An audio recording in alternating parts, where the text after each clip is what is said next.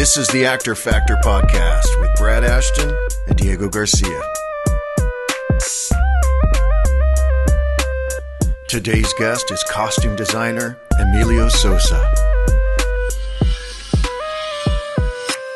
How is it going, everybody? Welcome to another episode of the Actor Factor. I am Brad Ashton. Diego Garcia, welcome. Welcome, everybody. Yeah, it's so good to have everybody out there. You know, I'm going to jump right in, and I just have to have an honest confession time right now before. I mean, I care what you're doing. You know, I'm going to ask you that in a minute, but I have to tell you something, buddy. I care about what's going on with you. You're ready to spit it out. Since last we saw each other, well, I got back into an obsession, a childhood obsession, and one of my favorite toys was Transformers. And I got to tell you, I started collecting the toys from the 86 movie again, the toys we play with as kids.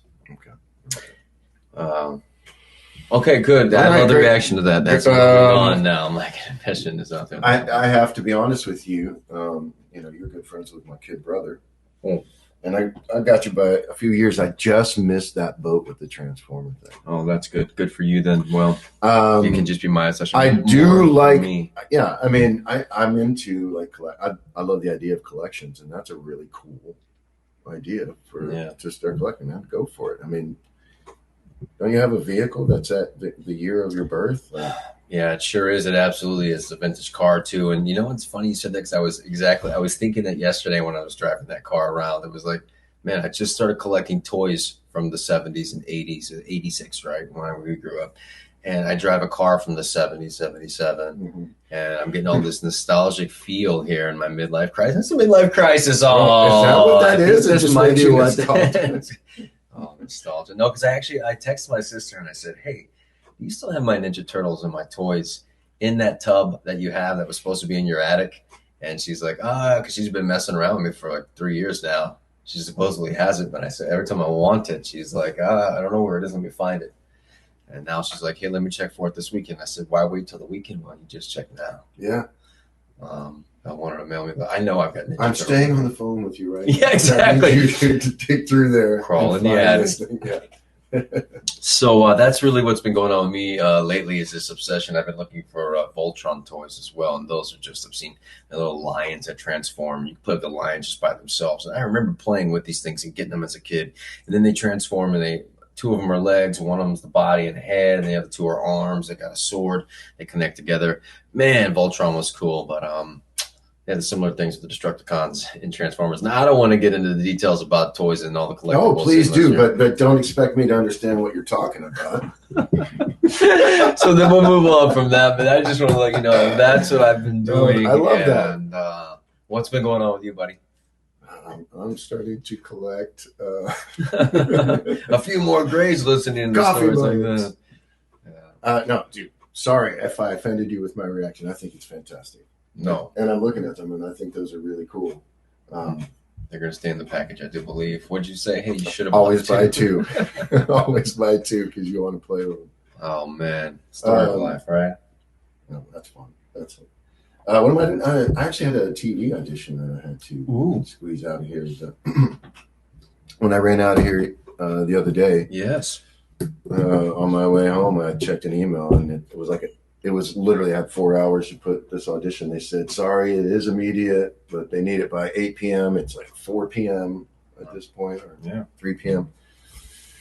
And I sent it in. I mean, I didn't say no, said yes. Found time, made it happen, and the rush ones are fun. They kind of get that adrenaline rush too. Yeah. It's kind of like, man, I got to do this thing right now. Mm-hmm. You know Wendy O'Brien? Yep, yeah, that's right. It's a Wendy O'Brien casting. So, man, how cool! You're gonna book it. I have a feeling. I got a feeling. There's been some good energy our way. Yeah. All right, we clearly we don't play music and sing, right? We're just actors, so. Well, no. Oh, hold on a second. I do, but I don't create jingles like on the spot. I think that's where I failed right now. Yeah, no. We could rap something and probably crush it. No, if we only have Wayne Brady. That guy's great. That guy's amazing. Are you kidding me? Yeah. He would have just riffed and like, oh God, would have been super, super tight. 6 Degrees of Separation. The gal from that show that played the piano. Hall. Yes. Mm-hmm. Lori Hall. Yeah. Her and her husband used to go to a church I used to attend like when I first moved out here. Nice. With friends, and I was like, that show was hot. Yeah. Those guys were fantastic. Yeah. Yeah. Dude, I respect that, man. Comedians stand up, which reminds me, I saw Joe Coy. Oh my God! Tell me all about Joe Coy. It was our second time seeing him. He's fantastic. It was over at the Honda Center, and I swear to you, he came on stage, and you know how you feel like when a comedian starts his set and he's going.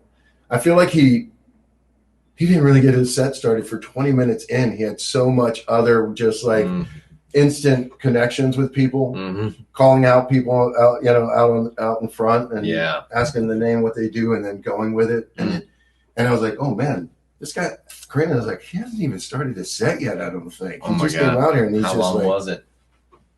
Well, let's see, how did the show? About 2 hours. Yeah, I think we were just out of there almost around 10, and I think he started around 8:30 maybe. That's fantastic. So overall, you had a good time? It was fun. Cool. Well, we're not here to talk about Joe Coy. No, we're not. Fantastic. We're going to get to our guest today, and I truly can't wait to speak to him. So you want to get started? Let's do this. Here we go. You're listening to The Actor Factor. Hey, everybody. Welcome back to another episode of The Actor Factor. Brad Ashton, Diego Garcia, and we have our guest today, which we're super excited to talk to, and he's been a long-time friend of mine. He's a costume designer on Broadway, and he's absolutely one of the best. Welcome, Emilio Sosa. Thank you so much, my brother. Hey, I know I'm so happy to have you here, and I know your time is limited because when we just called you up to chat for a second, you had your assistants and people running around, and they're probably in a frenzy working without you. So, which is great because our first question is, what's going on in your world right now? What are you doing? There's a lot. You know what? Well, like Brad said, we've known each other for a million years. Yeah. We go back to writing his car, driving to freaking Western costumes while I dug through racks. That's how far Brad and I go back. Yeah, that's right. I love it. So we got to know each other really well when you're fucking driving in LA. That's one thing I realized and I learned. But you know what? I just opened my second Broadway show last night. For the season. Wow. And Ain't No Mo is a new play written by a genius young brother. What is his name? Just escapes me right now. But Ain't No Mo, that's, first of all, congratulations. No Congrats. Broadway, Lee Daniels produced it. It's a young brother. Jordan Cooper is our playwright and star. Wow. He actually is the EP and showrunner for the Miss Pat show on what is that? It's on BT Plus. So he's a super talented brother. Wow. And that opened last night. Congratulations. Yeah. No, man. Yeah, thank you. So what you guys heard the tail end of the call is I'm doing this huge revival of Sweeney Todd. Wow. What? Are you serious? That's one of my favorite musicals. Yeah, Josh Groban and Annalee McCord are going to be Miss Lovett and Sweeney. Oh, no. So I'm in the thralls right now trying to wrap it up because we're down to the deadline. Oh, my God. Hold on. So Sweeney Todd's going on right now? No. Next. Okay, great. Good. Because, just confirmed. I'm just making sure because I didn't get my call sheet. I'm just making sure. This is 2023. I got time. 2023. I'll be a background dancer and singer, man. I can carry a note, kind of. Yeah, I know. That's why I'm hosting a podcast. So how long? When did you get your start in the industry, and when did you know really what you wanted to do? Those are kind of two different questions. But when did you get your start? You're born and raised in New York? I was born in the Dominican Republic. I came to New York at a young age. I knew what I wanted to be since I was a kid. I knew I was going to be I know that I'm an artist, and I always knew it. Yep. Love that. I just did it. Mm-hmm. That comes with a lot of peaks and valleys, but I always knew I had the desire and the talent to do it. So I knew from a young age, so that was never an issue. For me, it was whether it was going to be fashion, which was the track I was on. Yeah. Until I just happened to fall into the world of theater through a part-time job while I was in school. They needed someone to come in and just do everything that no one else wanted to do. Right. I needed a job. I was like, okay. And that's where it started. I was 21 years old when I walked in there. Wow. So that was only 5 years ago. Wow. Exactly. I've come a long way in 10 years, right? Yeah, multiply that shit by 3. No, I'm a 30-year overnight sensation. Yeah, and you know what? I love that. Yeah, it's true. That's what we say on all of our shows. We said it. Other guests have said it as well. And nothing happens overnight. People, who need to listen. All the young bucks and young does. Although, you know what? No, you can't say that to these young kids now because they have the tools. We didn't have the tools they have to really bring their talent to the light and monetize it, which at the end of the day is what, as an artist, you have to learn to do at a young age. This whole construct bullshit of starving artists is crap. I try to dispel that. You don't have to starve to be a genius. I tell producers, trust me, believe it or not, I do my best work when I don't have to worry about paying my rent. I don't have to worry about my light bill. I ain't have to worry about my phone getting cut off. I got food on the table. Trust me, I work better. Yeah, absolutely. That's brilliant. But they want to keep you starving. That's just a money thing. So, monetize your art young. Learn what you have and just monetize it. So the young kids can make $1 million in a year. My generation, we were artists, and I think shit could happen overnight, but can you sustain it? There you go. That's what it's about. Do you have the energy? We all could be a one-hit wonder. We all have one hit in us. Trust me. I think I'm spiritual and I'm faithful. I think we're all born with gifts. Whether or not we embrace them is on us. That's where free choice comes from. Yeah. Because we all, as kids are born inquisitive and creative. Yeah. It gets beat down as you grow up, and depending on, then you have your family, that's one layer. Then you have other people, another layer.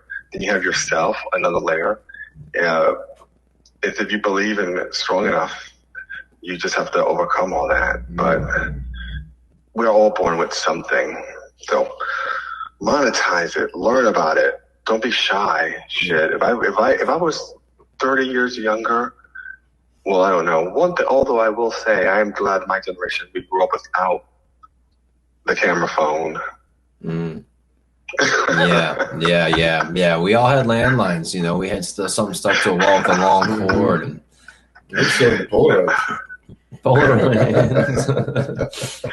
Dude, if you missed a call, you're like, fuck. That's right. Missed the call. That's right. That's right, man. That's exactly it, man. I remember I used to have a beeper. I'm like, what the hell? Even the notion of having a beeper now. It's right. I know. You had a beeper. You get paged. You pull over to a payphone. So you need quarters. Yeah. You remember going to see a play and the announcement as the lights were going down were like, turn off your turn off your pagers. Oh, yeah. Unwrap your candy and, or anything that beeps. And you're like, there used to be announcements for pagers. So what a crazy time. It's crazy. The drug dealers always had two. Wow. Yeah. But the art of making theater, Broadway is still the same. That's one thing I will say about, you can go as far as you want in technology, as far as, which, believe it or not, which is something that I should try to get more younger people into. There's a lot of technology on Broadway shows because a lot of these sets are automated. There's freaking projection designers that do all kind of video mapping. You know, the set designer is like an architect because you're building things. It's finding your lane and not being afraid to hear a no and keep going. Mm-hmm. You know, I always say, I think in life, and I told this to my niece and my brother during Thanksgiving, they were like, whoa, it might have been a little too deep. I think for me, it was I always had two options. Either I work on my dream or you help someone achieve theirs. Mm. And there's honor in helping someone achieve theirs, but you have to know that that's what you're doing.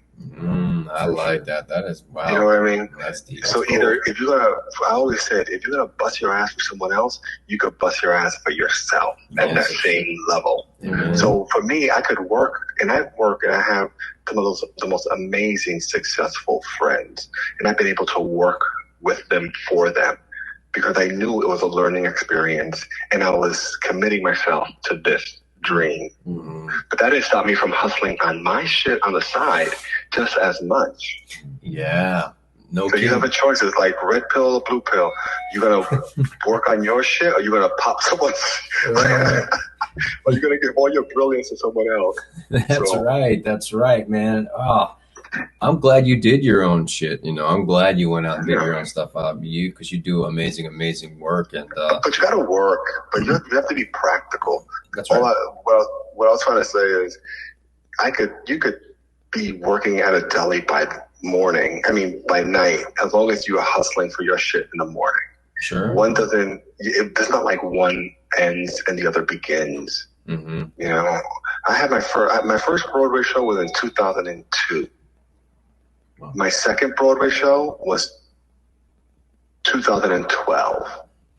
Wow, yeah. So that was a long 10 years.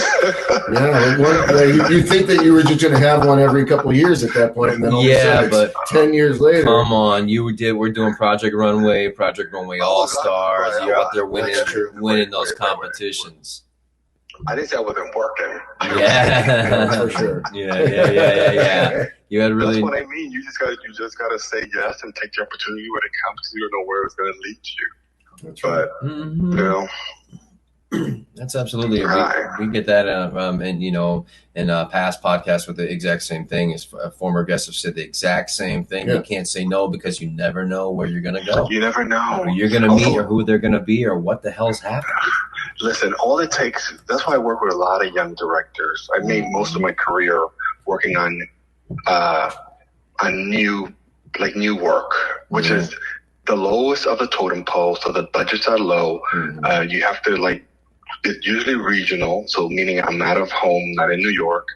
But that's where, let's say, like a young playwright will get a start. Because all it takes is one hit. That's right. That's all it takes for that playwright to be the hottest director, the hottest actor. All it takes is that one hit. So for me, I have to invest in the newer generations. And that's how, for me, I stay relevant, I stay current, but it's a business model, Yeah, absolutely is, because this is show business, right? And you got to show your business. And I love the business aspect of the business because it's fascinating. Because we're selling people dreams. We're affecting people's lives in a way. Yeah, 100%. I know film does and music does, but live entertainment is a very unique experience for that audience at that time. Absolutely. There's no two performances that are the same ever. Absolutely.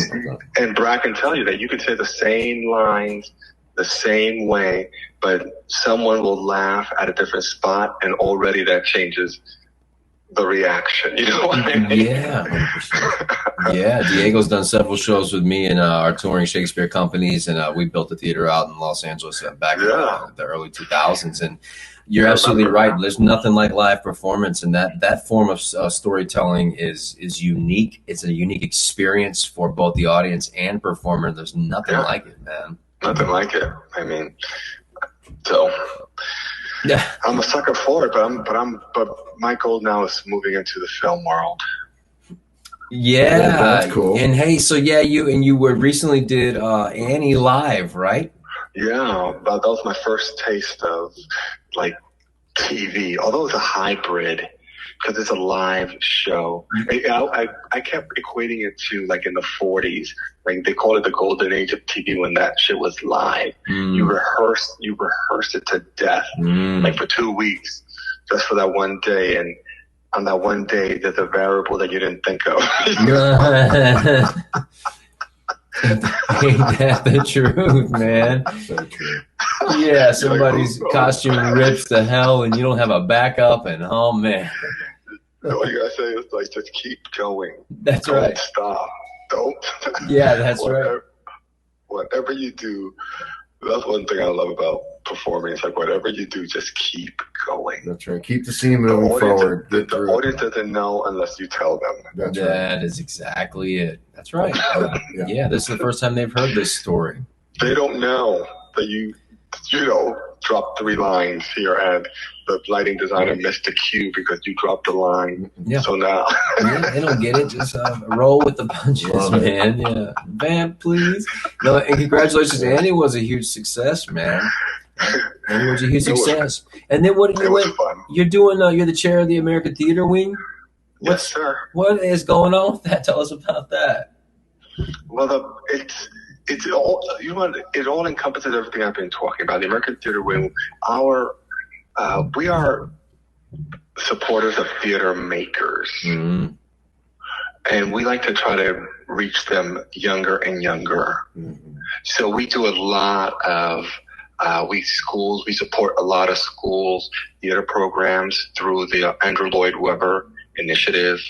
We have a Jonathan Larson who was the writer and composer of Rent. He died like the first day of like the first preview. Yeah. We have a Jonathan Larson scholarship where we give money to young composers. We bring them to New York, a couple of them, and then there's a jury, and 3 of them get their songs produced and performed by an actual Broadway person. So you go through the process. Amazing. So we have a lot of programs that support artist making, because that's what we're about.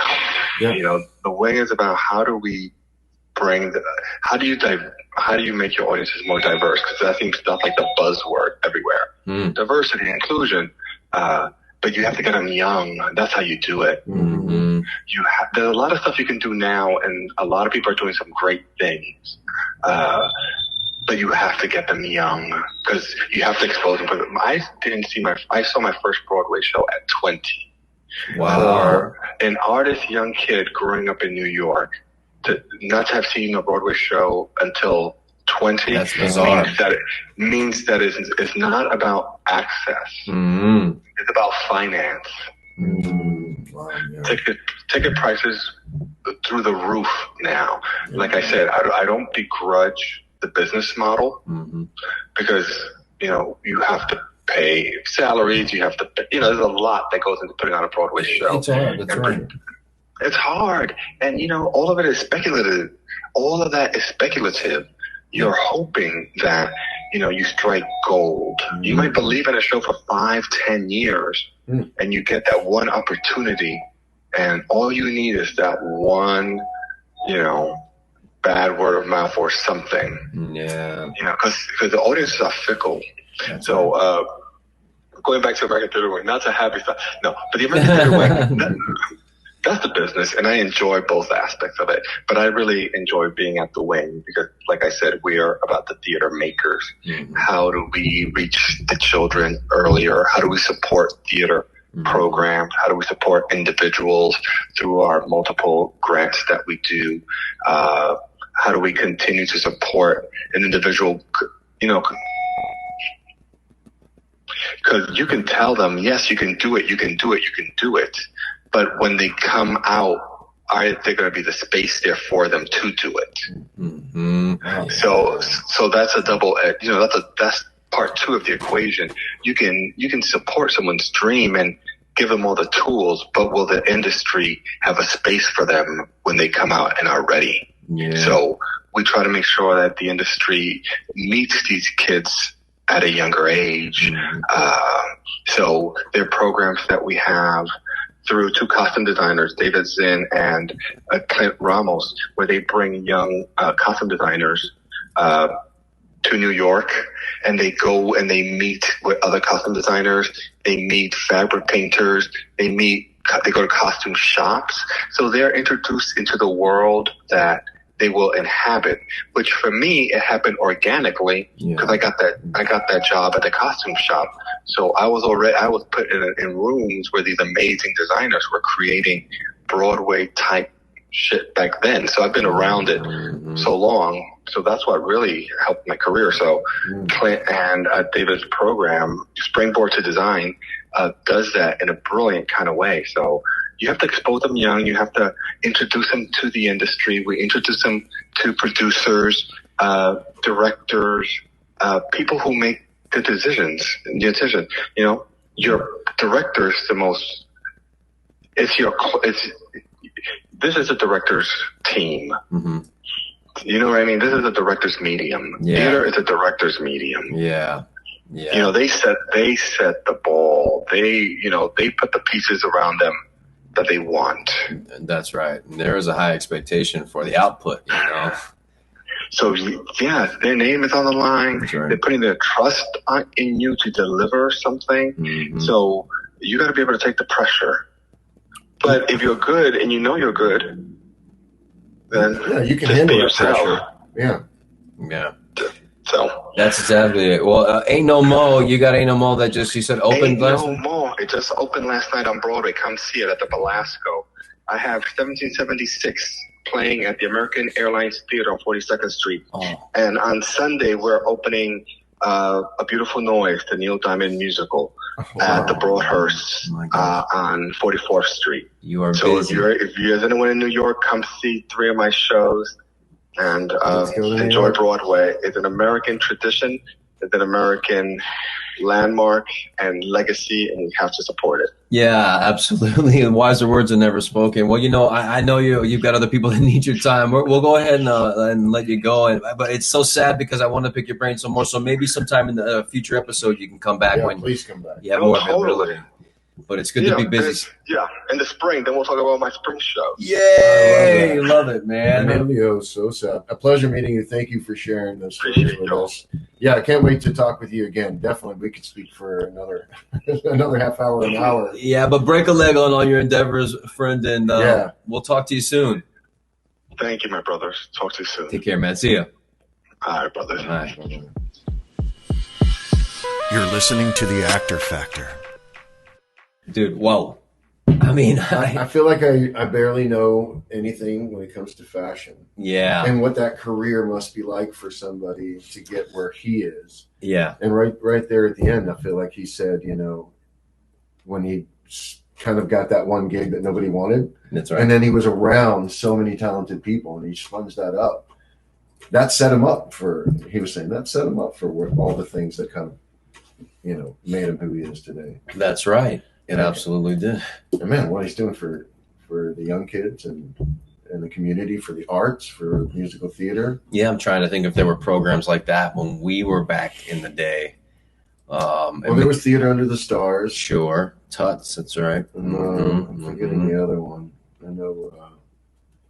I have forgotten. We had the Houston Shakespeare Festival out there, and they did kind of sort of an outreach program that through the University of Houston. But you know, I'm just trying to think, man. I think that's brilliant what he's doing. And oh man, how cool! So motivated, so inspiring. I know, and I wish he had more time. It really is. But you know, he's got 4 shows. He's got I feel like he completed like 2 outfits while he was talking to us. Like, just, you know what I mean? Like he's got he probably handles pressure so well that he could be doing that and had this casual conversation with us. Like, oh, sure. And that's what I'm imagining. He's a seamstress like you wouldn't believe too, man. He can sew like you would not believe. So he might have been there running a machine as well. You know, people were coming in. The guy's amazing. He's fantastic. I would love to go see a show. I wonder if we could make that happen. That would be amazing to get out to New York and catch some shows. Do you get to New York too often? When was the last time you were there? Man, 96. Wow. And it was a great experience. It was one of the best experiences. It was the first and last time I'd ever been to New York. And I went to go see a couple Broadway shows. Wow. And this gal I was dating, her mother was dating this gentleman who just was, I would say he's like a millionaire. But they picked us up in a limo. Wow. From JFK. And I was like, what kind of experience is this? And then I'm forgetting the actor of a show that I saw there. Was Kathleen Turner was in it? Darn, it's slipping my it's slipping my brain moonlighting right or something. Who knows what was going on back there? Chicago. I wonder what was going on in the '90s. Emilio mentioned Rent, and I remember seeing Rent. Jude Law is the name I was thinking of. Jude Law was young, and it was like he was just doing a Broadway show, and nobody knew anything. And I remember like the year later, he just blew up. So this was 95, 96. Wow. But anyway, yeah, that's the last time I've been. I've always wanted to go back. Ate at the Russian Tea Room out there, which was apparently super famous, but no longer exists. Wow. So there was a couple really great memories from that time. But like I said, I would love to go back. New York, a lot has changed over there. I suggest you get back. Oh, dude, I go there quite a bit, man. I actually love New York. Yeah, to be honest with you, it's probably. I wasn't there during the pandemic. We were, heading to Mexico quite a bit, but before that, prior to that, it was probably the year right before the pandemic. I think I was out there the last time. I actually had a manager's representation out there. Emilio's out there. I see him when I go, and I've got a couple of friends from college that are still out there that I hit up. And I do enjoy going. We had talked about going maybe for a New Year's or something, but it's really crazy for New Year's, and I don't recommend. If you like big crowds, that's not the place. I mean, that is the place to be. If you don't like big crowds, don't go there. But I get out there. But it's like, it's one of those things you kind of want to check off the bucket list. Absolutely. If you've never, I lived there for a year, New York, New Year's Eve, it's something I've seen on TV as a child growing up in Houston. That's right. Do you feel, it's like my experience when I went to Paris. It's like I've seen the Eiffel Tower in pictures and videos, but then when you're right next to it, and it's massive. You're like, this is crazy. It's beautiful, isn't it? Oh my God, it's magical. Yeah, I love Paris. I've been there a couple times. Actually went to the Moulin Rouge and saw a show. I stood outside the Moulin Rouge. Yeah, they didn't have a show the night we were there, but but that's cool. Oh, and that was absolutely I bet that was amazing. Are you kidding me? Wow. I had the time of my life. That was a blast, dude. Really good time out there. They have a lot of cool stuff. In Paris, went to the Paris flea market when I was there. I'm sorry, I know we're going off on tangents, but I guess it's part of the arts. You gotta have, if you can travel, if you're, fortunate enough to travel, you work a job like I did, and I started saving all my pennies, nickels, and dimes, and then they became dollars, and I started saving those, and then I was able to take these little trips and get out there and experience the world because I wanted to have life experiences and things like the Paris flea market and just being around the hustle bustle of that, and London, Turkey, and I mean, I could rattle off the places, Rome a couple of times. It does, it's a lot of fun. Would you like to go somewhere with me? Yeah, I would love to. Huh? Yeah. I mean, you're going to Germany. I've never been. I wouldn't mind going to Germany. Been going there for 7 years. Going there for the first time for New Year's and Christmas this coming year. Fortunate. I love that. But before pandemic, we would go in the summers and we would take 2 weeks or 3 weeks time, but we would do 2 weeks in Germany, but then fly to Scotland. Oh, and we did Scotland for like 6 days. I want to go there. And Ireland. Yeah, that's our next one. Is Ireland. Don't go without me. Okay. All right. As soon as we start planning, I'm going to know about this. Wow, I'm in. You heard it here, guys. Yeah. He can't deny me. And then from there, we'll go to Spain. We could take a few weeks. I mean, we got time. Let's do it. We can take this with us. Yeah, the setup is simple, right? They always say setup is simple. We can, have show will travel. Yeah. We just need local telephone calls, right? Because then would that be really expensive to do like a? Why don't we interview international calling? You can do it on WhatsApp for free. We're not pubbing them, so they're not paying us. But no, that's true. I forget. We could talk to celebrities in the countries that we're in. Why don't we set some stuff up and podcast with those guys? Whenever we travel abroad, we should talk to people internationally and ask them what they do in the industry and field, because it's very different. I know, like, they have different unions out there. The way you get in is different. That's a great idea. So how about we do that? I think we've just expanded. Oh, man. I knew we were going to blow up, but I didn't think it was going to be this quick. Overnight successes, guys. That's right. Oh, man. Well, I wish we could have. Successes yet. We've been doing this for years, kids. This is just the episodes we're releasing to you. You shouldn't have had the first ones.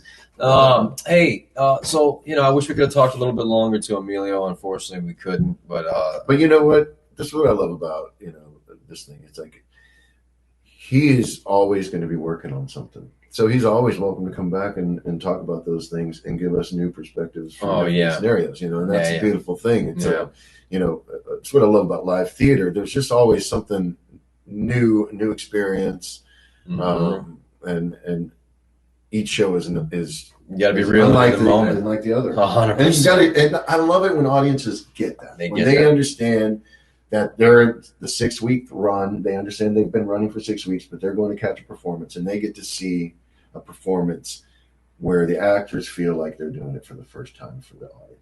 There you go. I love that. And that's very much like life, right? It is. Every encounter we have is just like for the first time. All right, man. Well, it's been a pleasure sitting here and chatting with you again. Always. I truly, truly enjoy it. Thank you, everybody, for listening. Yeah, thank you, guys. And we really do appreciate you. We'll catch you on the next episode. See ya.